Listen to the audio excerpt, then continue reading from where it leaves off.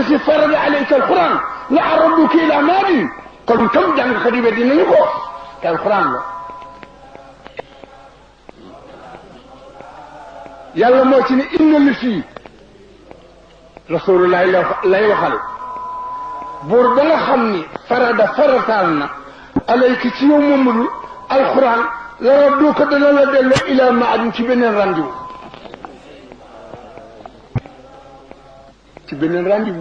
ila maad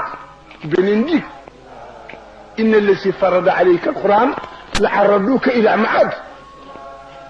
بوربنا خمني مو فرض تاج رسول الله القرآن دنا لا دلو ci beneen rendez-vous wax rek gaa yi sukkastal wax boobu ci alquran puisque wax boobu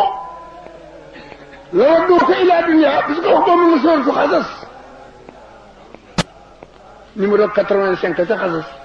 وفدن فك إن الذي فرض عليك القرآن لعرضوك إلى ماضي نوكو من فيه إن الذي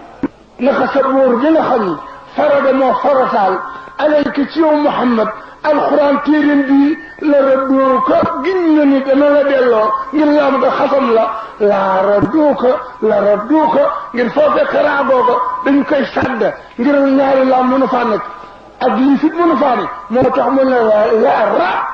lam nga day sàdd la radduka ginnani dana la delloowaat ila maadin ci beneen ran bi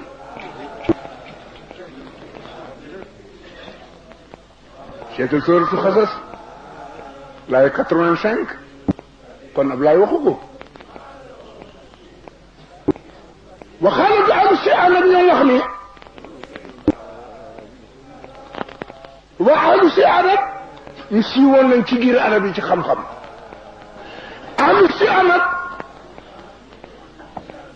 jàngkat yëpp d'accord nañ ci ne lu ñu wax dëgg la jàngkat arab yi yëpp ñoom ñoo ne inna allah wa'ada li sayyidina muhammadin sallallahu alayhi wa sallam an yarji'ahu ila dunya ba'da mawtihi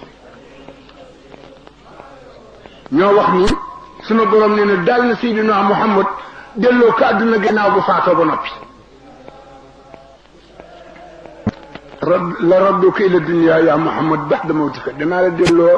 àdduna gannaaw boo dee bu noppi dinaa la fa delloo dama suuratu xasas قل إن الذي فرض عليك القرآن لعرضك إلى ماضي قل كم جعل خديبة